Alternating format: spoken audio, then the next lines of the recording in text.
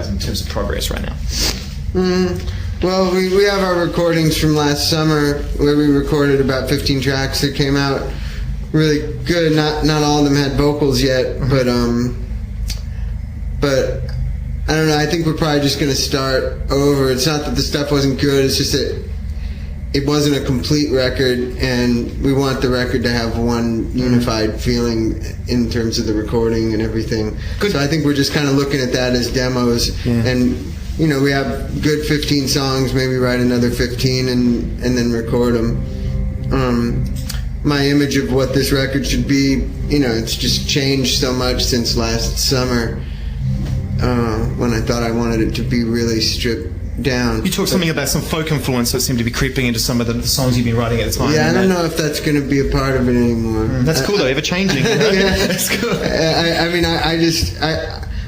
My taste changes a lot, and my views on production really change a lot. The 6 albums that I've recorded in between those sessions from last summer, sort of, I've ended up at a new place now. Like I'm ready to do something that sort of combines those raw elements with more interesting production ideas. Well. Yeah. Because the Will to Death, right? The new album was done very quickly and you did it deliberately that way. Well, that album's made to be very stark because the Shadows Collide with People record had so much production going on in production, and I wanted to do an album with lots of space, so I intentionally did very little harmonies. But then the last couple albums that I've done, like the last 3, which will be released in a few months, those have lots of stuff going on, but in a different way than Shadows Collide with People. It's not like in an 80s synthesizer way. It's more in a tripped out, like, I don't know, 60s, 70s way or something. Let's talk about the operation you got going on here, because not every day I get to walk backstage and I see a fully formed garden with flowers and a fountain, which is a good look. Do you guys sit down with whoever's helping you operate these kind of shows, and do they say, right, your wish list, of the kind of environment that you want to have before your shows and stuff? Well, we have this wonderful lady named Lisa who basically makes our backstage like a home every day. So when we walk into our backstage, I don't want to leave, man. It doesn't feel like you're walking into some empty white locker room or something, which is usually what you get at. You'll get like the Lakers basketball, locker room or something. Like with Lisa, wherever we walk into it feels like I walked into my living room, and it's a nice thing to have on tour. Without that, it wouldn't feel so comfortable out here for us. It wouldn't feel so home-like, So she just does her best every day, What's on the menu? I mean, what are some of your dietary requirements before you play and stuff? Because I know that you're very healthy at the moment. So what do you look for to keep your energy up? I eat lots of protein, like fish and steak and stuff, and eggs and lots of vegetables.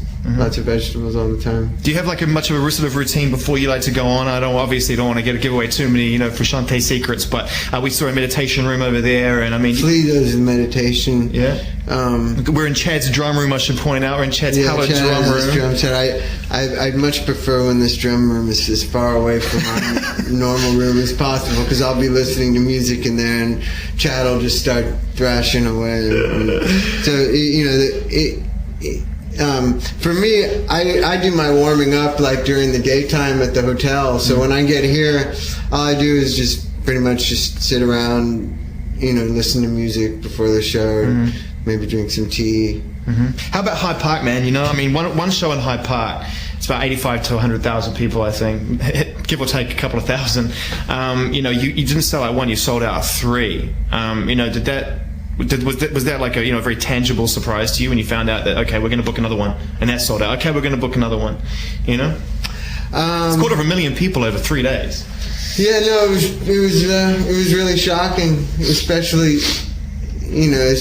hearing about something like that when I'm like working on such a small scale as I've been at home. So to interrupt you with your 4-track, by the way, this summer you're going to be playing. Yeah. Whose idea was it in the first place to do this scale of shows? Can you remember? To do these shows? Yeah, to do like the largest, these kind of scale shows. Our last European tour, we brought so much production and stuff that we felt like, let's come back and just do a couple of weeks after the whole thing's finished, just trying to make some money.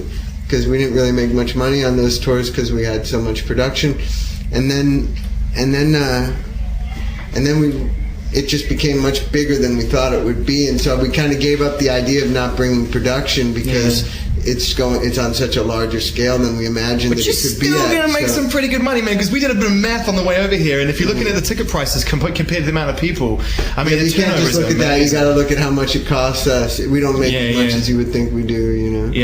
But we're making a good lot. I'm not complaining. And you're business minded. You sort of follow kind of like with the rest of the guys in the band. No, how much does this cost? I mean, I'm just told. I'm not that involved in paying attention to the details of it, but we just like to know how much we're making and how much we're spending for how much work we're putting into it and all that. A couple more questions from the website, and then we'll let you get back to it, man. Kelly Cornwall wants to know, what's your favorite word? Can you think of a word that's moved you, even if it's just today, like a word that you heard?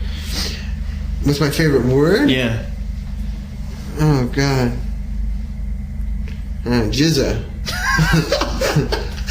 Of course, a well-known and renowned member of the Wu-Tang Clan, as amongst many other things.